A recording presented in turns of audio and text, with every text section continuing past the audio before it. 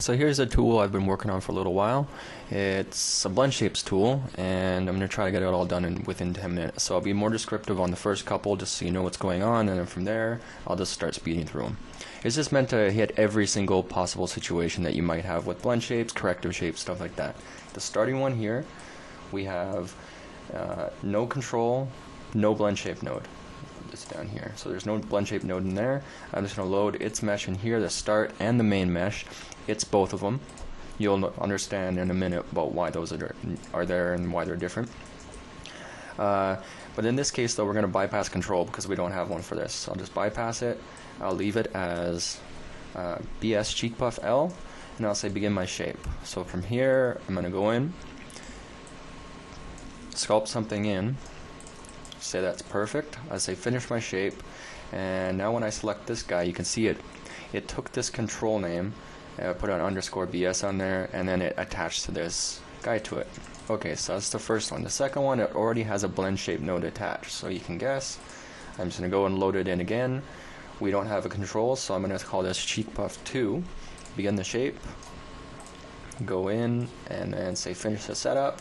Same thing, instead of making its own, like this one made its the shape's name BS, it just kept the one that was there.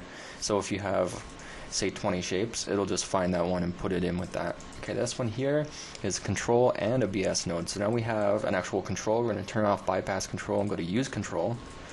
I'm going to load the control into both spots, and then for this one I'm going to put it up to Y1, as if I'm making this control drive something like that, or if it's a corrective shape, which I will be showing pretty soon here. And then I'm going to load its mesh, but it's still the only mesh, so I'm just going to say begin, go in here, move that guy. It doesn't matter, you can have anything selected, doesn't matter, and then just say finish the setup. It'll load the control that you have, which is we want to select the Y, and it loads the BlendShape node that was created or that was already there. So you can see this. We'll key it. From there, I'm going to put this up into 1 and activate that shape and say key. So now we have our shape hooked up. Cool. This one here, control, it's bound, so now it has a skin cluster involved, but there's no BlendShape node. So let me just quickly show that. Same thing, we're just going to load our control, go to Y1, put it in here and there, and then from here I'm just going to say begin BlendShape.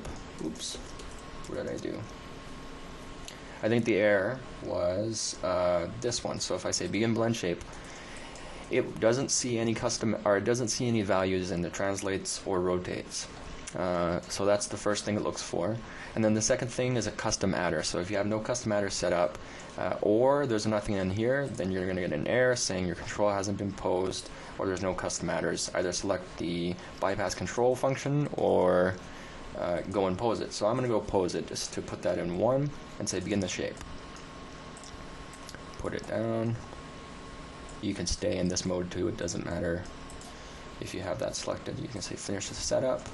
So now with this, load the control, Y, key it, go to 1, activate it, and go key. Cool. And with this now, you can do that, but you can also grab that joint and move it around wherever you want, and no problems. Alright, so this one, there's a control, it's bound, and it has its own BlendShape node already. I'm just trying to hit it. I was trying to hit like every angle on this thing, so I can even shut that down if I want it. I grab the control, load. I'm going to call this Y1. Load my shape in there. Begin the shape. Of course, it gives me that error again. It says you haven't posed anything out. In this case, I'll pose it out quick. Here we are. Finish the shape. Let's go Y key. Put this guy up to 1 again. And it added the shape, the BlendShape in here. Activate it, key. We're all good. So instead of making its own, it just included it there. So this is the main reason why I made it here, is because I have face rigs that have multiple meshes driving other meshes and stuff like that, out mesh to in mesh, and that's exactly what's going on here.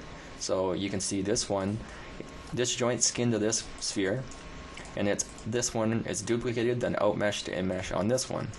And then these joints are skinned to this sphere, so let's move that. skin to this sphere, and then this sphere is duplicated, and then it outmesh to immesh on this one. You can see that joint's moving there, and then these 3 joints are skinned to this one. So now there's more stuff going on, and now it might make sense why we need to have a start mesh and a main mesh. So typically by this point, these ones are probably going to be hidden, and then you have all your controls hooked up, and it's just on this final mesh here. But let's unhide those for 1 sec. So we got to select our start mesh. So in this case, it's just not this one 2 times again, because these ones it was the only one. In this case, yes, it's the main mesh, the one that we're looking at, but then we got to select the very start mesh, because the BlendShapes have to go from the very beginning. You can see there's no BlendShape node attached. We do have our control, that's how we're going to hook it up. Shut it down. Okay, so we'll load that in there, and we'll do the same thing, Y1. We have to position the control, go begin the BlendShape. So now it's selected it. As always, it says sculpt changes here, so it'll let you know where you're supposed to sculpt. And we're just going to go push that guy in, say finish the setup. Y, put that up to 1. And key. Cool, and you can see it carrying through now. And it's because the BlendShape node exists here. It found it did a bunch of work in behind the scenes, and then it applied it to this one. So sphere start was the name of our start mesh, and it just put underscore BS in there because there was one already there. It wasn't there. In this case, we have sphere 7 BS super awesomeness. That's our BlendShape node that's already existing on this mesh. And this one though, we have controls here, controls here, so this is like corrective shapes now. And then we also have a custom adder on this one, a cheek puff. So we're going to hook everything up right now. Once again, this one is outmeshed to immeshed on all the other ones.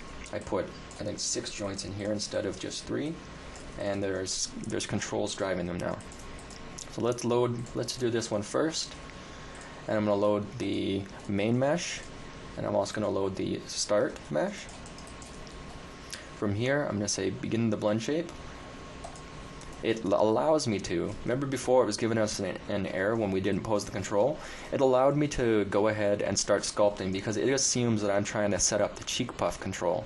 It looks for your translates, rotates first, and if it doesn't find those, it looks at your cheek puff, or it looks to your custom adders. If it doesn't see that, then it doesn't allow it. It errors out. In this case, though, I don't want to set up the cheek just yet. I want to actually pose the control. Because we're gonna paint the fix in now as if we're doing a corrective. So I'm just gonna put it out to 3. Everything else is set up, and I'm gonna say begin the. Oh, it's not all set up. I gotta say to X3.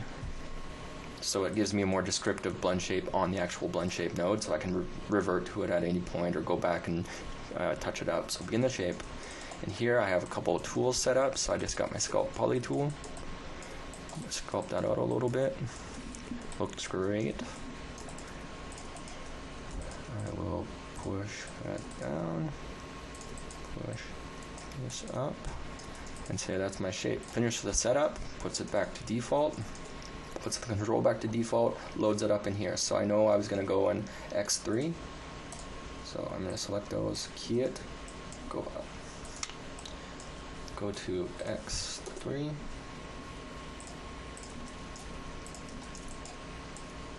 cool, so that's working nice now. You can see it activating over here. Let's just zero that guy out. Now I'm going to set up the cheek puff actually, because there's zeros here. Everything else is fine here, but I want to name the BlendShape something different, so I'm going to call it cheek puff L and say begin the setup. So now it knows that I'm trying to do it on a custom adder instead. So I'll do something like that, say finish the setup. Okay, I'm going to select the cheek puff and cheek puff L. I'm going to set this one to 1, set this one to there, and say key. So now I have that on there, but I also have that on there. Kind of neat. Okay.